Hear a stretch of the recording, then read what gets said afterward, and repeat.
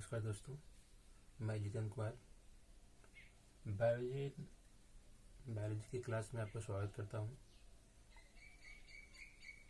आज हम कक्षा 12 का जो बायोलॉजी का फर्स्ट लेसन है या फिर कह सकते हैं बायोलॉजी का जो पहला अध्याय है, फर्स्ट इकाई, उसके बारे में पढ़ेंगे।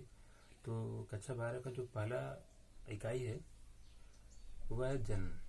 ठीक है, रिप्रोडक्शन के बारे में पहले पढ़ना है हमको। फर्स्ट इकाई में, फर्स्ट यूनिट में हमको रिप्रोडक्शन के बारे में पढ़ना है। तो देखते हैं इकाई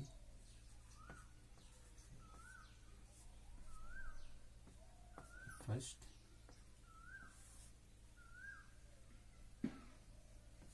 रिप्रोडक्शन।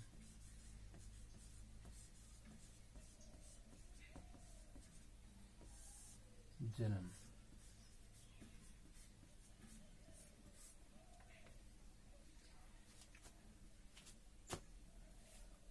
इसके पहले भी आप लोगों ने अलग अलग कक्षाओं में, इसके पूर्व कक्षाओं में जन्म के बारे में पढ़ा है, जन्म क्या होता है। तो वो इसी के बारे में फिर से हमको रिव्यू पढ़ना है। तो जन्म के बारे में हम इसमें देखेंगे कितने प्रकार जन्म होते हैं जीव में, जन्म की आवश्यकता क्यों पड़ती है, कौन कौन से जन्म किस किस जीव में पाया जाता है, और जन्म के प्रकार कौन कौन से होते हैं।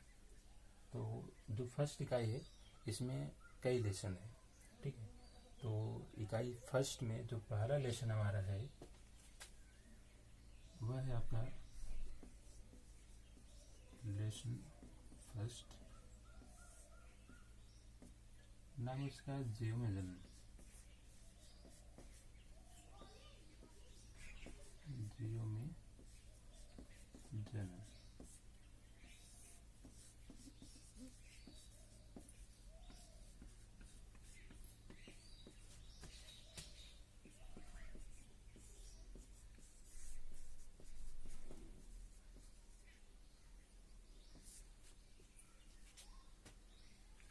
फर्स्ट लेसन जीव में जन्म, यानी कि जीव में कौन कौन सा जन्म होता है उसके बारे में पढ़ना है हमको इस लेसन में। सबसे पहले आप लोगों की बात हम क्लियर कर दें कि जो लेसन्स आपके बुक में दिए गए हैं या फिर जो हम आपको पढ़ाएंगे यूपी बोर्ड का सिलेबस, वह आपके एनसीईआरटी पैटर्न पर आधारित होगा। ठीक है, और एनसीईआरटी पैटर्न के आधार पर जो फर्स्ट लेसन है या फिर जितने भी लेसन हैं उन सभी लेसन कुछ लंबे हैं, बड़े बड़े हैं। तो वीडियो बनाने में, सभी का वीडियो बनाने में काफ़ी लंबा वीडियो बन जाएगा, 2 घंटे 3 घंटे का वीडियो पूरा लेसन ख़त्म करने में लग सकता है। तो इसकी वजह से आपको पढ़ने में प्रॉब्लम हो सकती है, हमको वीडियो अपलोड करने में प्रॉब्लम हो सकती है। तो इसलिए हम क्या करेंगे, सभी अध्याय का जो वीडियो बनेगा वह पार्ट वाइज बनेगा। ठीक है, तो जीव में जन्म ये हम पढ़ रहे हैं भाग 1।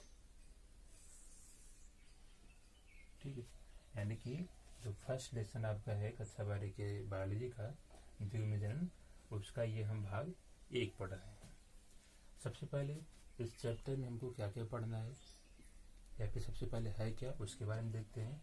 तो इस चैप्टर में सबसे पहले हमको पढ़ना है जीवन अवधि के बारे में। जीवन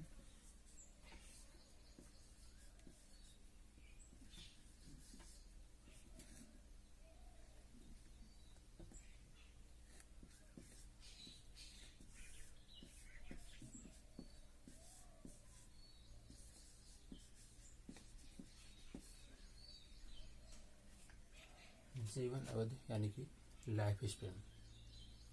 अब जीवन अवधि क्या होता है? जीवन अवधि यानी कि जैसे कोई भी जीव अगर जन्म लेता है तो उसकी मृत्यु भी होती है, यानी कि किसी भी जीव के जन्म से लेकर उसके प्राकृतिक मृत्यु के बीच का जो समय होता है उसी को हम क्या बोलते हैं, उसका जीवन अवधि। यानी कि इसको देखें अगर तो जीवों के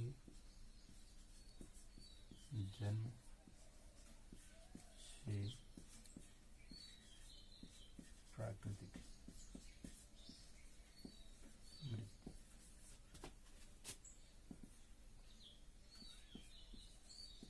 तक के समय को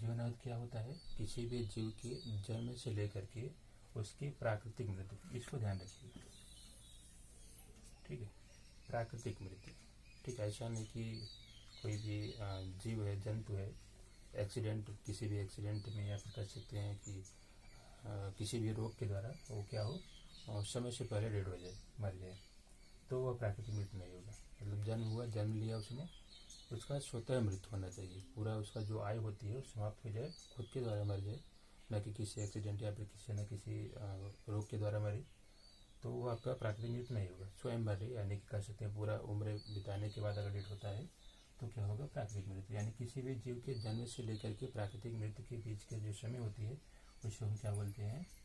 जीवन अवधि, ठीक है। जैसे मनुष्य का जीवन अवधि कितना होता है?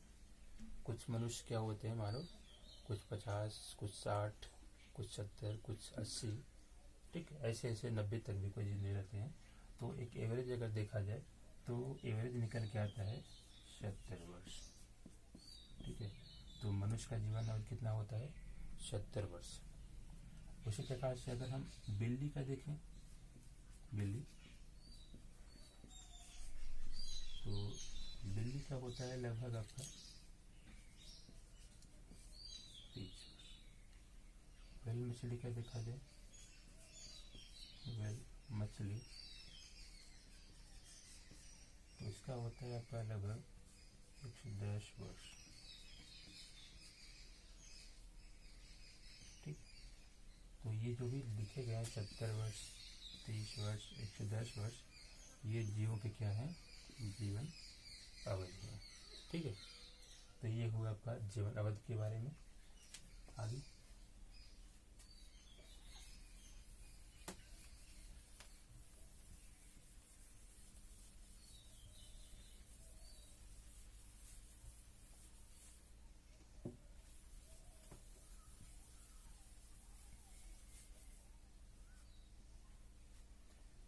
चैप्टर में जीवन अवधि के बाद नेक्स्ट टॉपिक आता है आपका जन्म,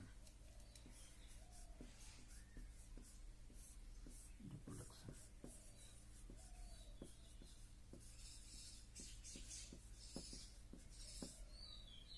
ठीक। तो देखना है जन्म, जन्म क्या होता है? जन्म की पहले आवश्यकता के ऊपर जैसे जैसे बताया गया अभी आपको कि मनुष्य का जीवन अवधि कितना होता है? 70 वर्ष, ठीक है। तो जब मनुष्य का जीवन अवधि 70 वर्ष है तो 70 वर्ष के बाद मनुष्य का क्या हो? धीरे धीरे आपका विलुप्त हो जाए मनुष्य, ऐसा होना चाहिए, ठीक है। लेकिन ऐसा होता नहीं। क्यों नहीं होता है? क्योंकि मनुष्य क्या करता है? जनन करता है, रिप्रोडक्शन करता है, ठीक है। अब रिप्रोडक्शन करके क्या करता है? वो अपने समान संतान उत्पन्न करता है। यानी जन्म किसे कहते हैं? सभी जितने भी जीव होते हैं, सभी जितने सजीव होते हैं, वह अपने वंश अथवा अपने जाति, वंश अथवा जाति को बनाए रखने के लिए अपने समान संतान उत्पन्न करते हैं, ठीक। सभी जीव अपने जात अथवा वंश को बनाए रखने के लिए अपने समान संतान उत्पन्न करते हैं। इसी प्रकार हम क्या बोलते हैं? जन्म, ठीक। देख लेते हैं इसको। सभी जीव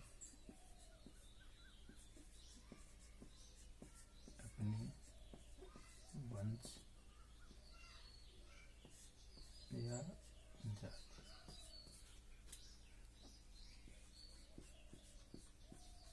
को बनाए रखने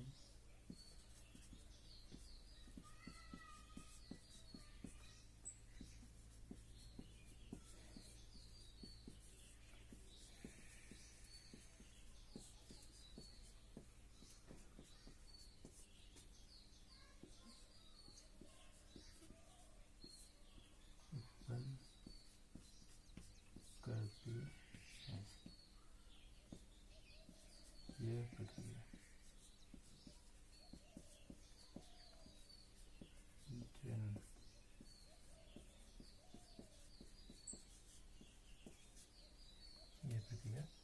जन्म कहलाती है, ठीक है। तो जन्म क्या होता है? सभी जीव अपने वंश अथवा जाति को बनाए रखने के लिए अपने ही समान संतान उत्पन्न करते हैं। इस प्रक्रिया क्या कहते हैं? जनन। ठीक है, क्लियर। चलिए अब हम देखते हैं जनन कितने प्रकार के होते हैं। तो जनन मुख्यतः दो प्रकार के। कौन कौन से? असेक्सुअल रिप्रोडक्शन, दूसरा आपका सेक्सुअल रिप्रोडक्शन।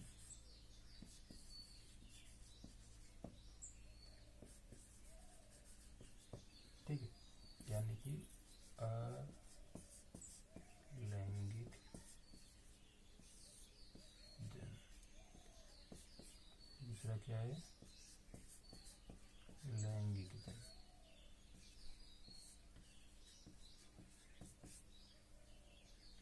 जनन कितने प्रकार का होता है जीव में? दो प्रकार के, मुख्यतः दो प्रकार के। कौन कौन से? अलैंगिक जनन, अलैंगिक जनन, और दूसरा क्या है आपका? लैंगिक जनन। अलैंगिक जनन को क्या बोलते हैं इंग्लिश में? Sexual reproduction. और लैंगिक जनन क्या बोलते हैं? सॉरी, अलैंगिक जनन क्या बोलते हैं? Asexual reproduction. और लैंगिक जनन क्या बोलते हैं? Sexual reproduction. तो जनन के इस चैप्टर में हम दोनों प्रकार के जनन के बारे में देखेंगे। तो सबसे पहले हम देखते हैं कि अलैंगिक जनन क्या होता है। ठीक है,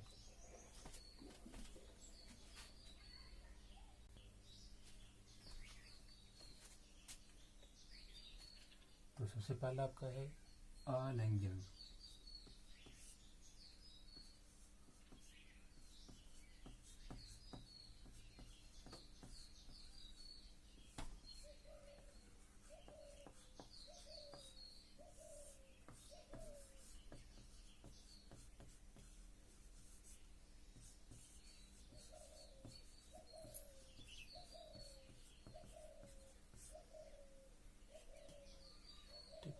सबसे पहला जनन का प्रकार आपका क्या है? अलैंगिक जनन। अब अलैंगिक जनन किसे कहते हैं? अलैंगिक जनन जब, वैसे सामान्यतः अगर हम लैंगिक जनन की बात करें तो लैंगिक जनन में नए संतान उत्पन्न करने के लिए नर और मादा यानी कि मेल और फीमेल दोनों की आवश्यकता होती है। ठीक है, कोई एक अकेले लैंगिक जनन में कोई एक अकेले ही यानी कि नर अथवा मादा कोई अकेले ही नए संतान की उत्पत्ति नहीं कर सकता है।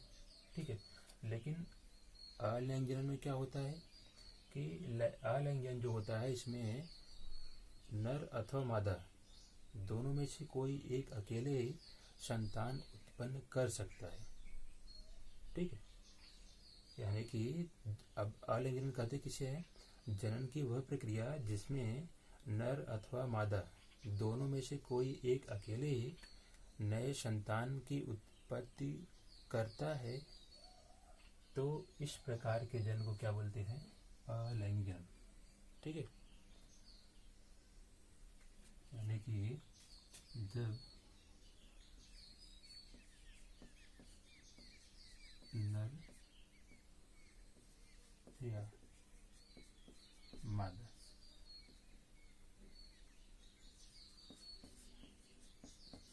दोनों में से कोई एक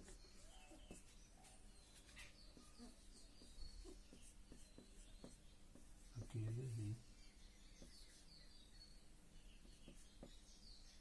संतान उत्पन्न कर लेता है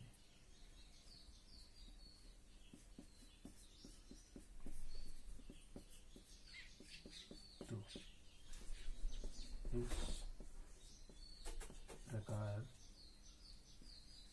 के जनन को अलैंगिक जनन कहते। ठीक है, जब नर अथवा मादा दोनों में से कोई एक अकेले ही नए संतान उत्पन्न कर लेता है, करने की क्षमता रखता है, तो इस प्रकार के जनन को क्या बोलते हैं? अलैंगिक जनन बोलते हैं। ठीक है, अब अलैंगिक जनन में अलैंगिक जनन का एक विशेष गुण होता है। ठीक है, जैसे अगर हम अमीबा को देखें, अमीबा में आलिंगन पाया जाता है, इस मानते हैं ये अमीबा है। ठीक, अमीबा जब चूंकि अमीबा है, अकेले है, नर मादा में से कोई बात है नहीं, अकेले है। ठीक है, तो जब अमीबा अकेले ही क्या करे, संतान बना ले, नया संतान बना ले। ठीक है, ये क्या हो गया आपके डॉटर अमीबा।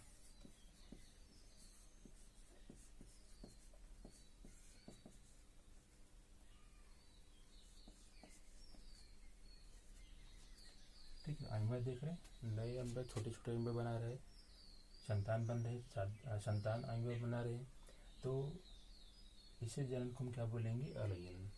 तो इसमें एक अमीबा अकेले ही 2 अमीबा बना लिए, तो इस प्रकार जनन को हम क्या कहेंगे, अलिंगन कहेंगे। लेकिन ये 2 जो नए अमीबा बने हैं, यह बिल्कुल ही इस मात्र अमीबा के समान होते हैं। ठीक है, पहले क्या रहेंगे, छोटे रहेंगे, लेकिन जैसे ये वृद्धि करते हैं, तो जैसे पहले अमीबा यानी कि जो मात्र अमीबा होती है, बिल्कुल उसी के समान हो जाते हैं, यानी कह सकते हैं क्लोनिंग होती है। ठीक है, अलिंगन में क्या होता है, क्लोनिंग होती है, क्लोन बनते हैं। क्लोन समझ रहे हैं ना, किसी क्या करते हैं, फोटो कापी कराते हैं, फोटो स्टेट कराते हैं। तो जिस चीज़ का हम फोटो स्टेट कराते हैं, ठीक उसी का फोटो कापी हमको क्या होता है, उसी का नकल हमको मिल जाता है, बिल्कुल हूबहू। ठीक है, कोई अंतर नहीं रहता है। तो इस प्रकार के जनन में भी जो 2 नए प्रकार के संतान बनेंगे, उत्पन्न होंगे, वह भी क्या होंगे, अपने पेरेंट्स अपने मातृ के समान, या फिर कह सकते हैं अपने पैतृक गुणों के समान होता है।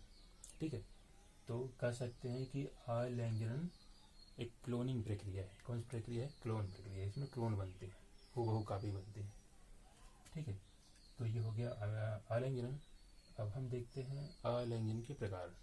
ठीक है, तो हमारे सिलेबस में, आपके जो सिलेबस है कक्षा 12 का, उसमें अलिंगन के अनेकों प्रकार दिए गए, तो सभी के बारे में हमको देखना है।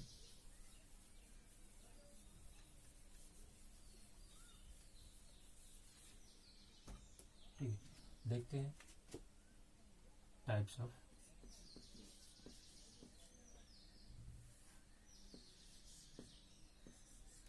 Sexual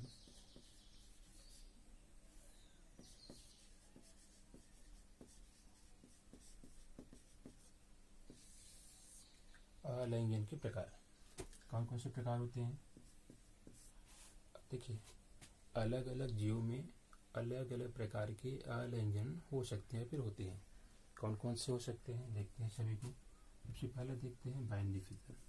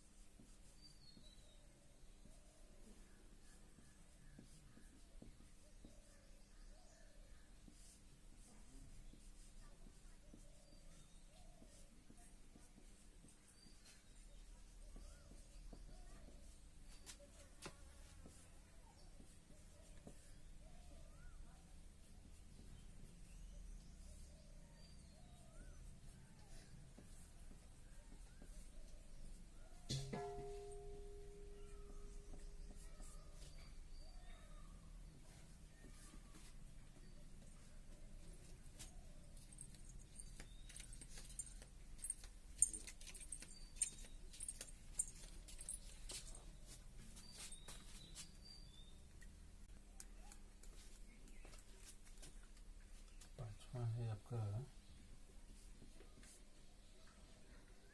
regeneration.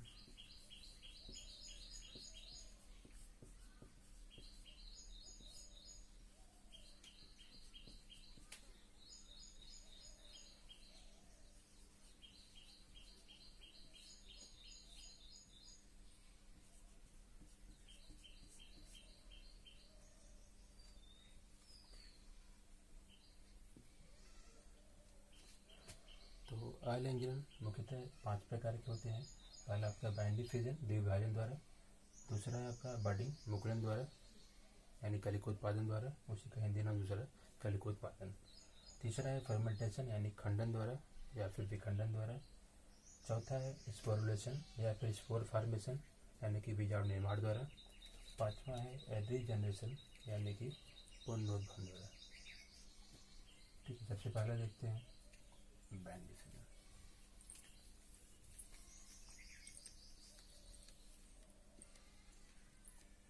ठीक, सबसे पहला आपका है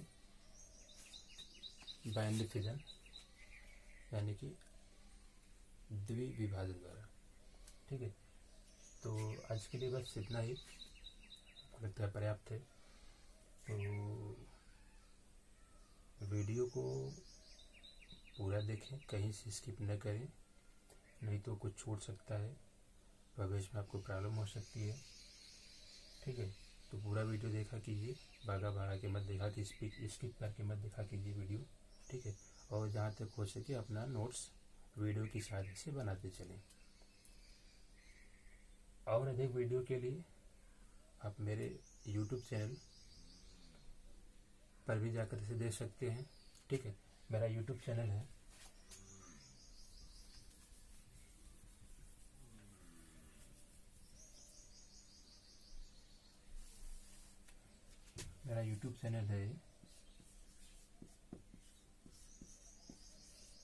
बायोलॉजी विथ जितेंद्र। ठीक है, यूट्यूब के सर्च बार में जाइए, जहाँ पे सर्च का ऑप्शन देता है वहाँ पे टाइप कीजिए बायोलॉजी विथ जितेंद्र। ठीक है, स्पेलिंग ध्यान रखिएगा जितेंद्र का, टाइप कीजिए और जो भी वीडियो हम आपको देते हैं यहाँ पे उपलब्ध कराते हैं वहाँ पे भी आपको मिल जाएंगे। ठीक है, लेकिन आपसे एक रिक्वेस्ट है कि जब भी आप यूट्यूब पे इसको सर्च करें तो वीडियो मिलने के बाद वीडियो देखें, अच्छा लगता है तो लाइक करें, कमेंट ख़राब लगता है तो जो भी आपको ख़राब लग रहा है, कमियां नज़र आ रही हैं, उसमें कमेंट कीजिए, मैं प्रयास करूँगा उसको दूर किया जाए।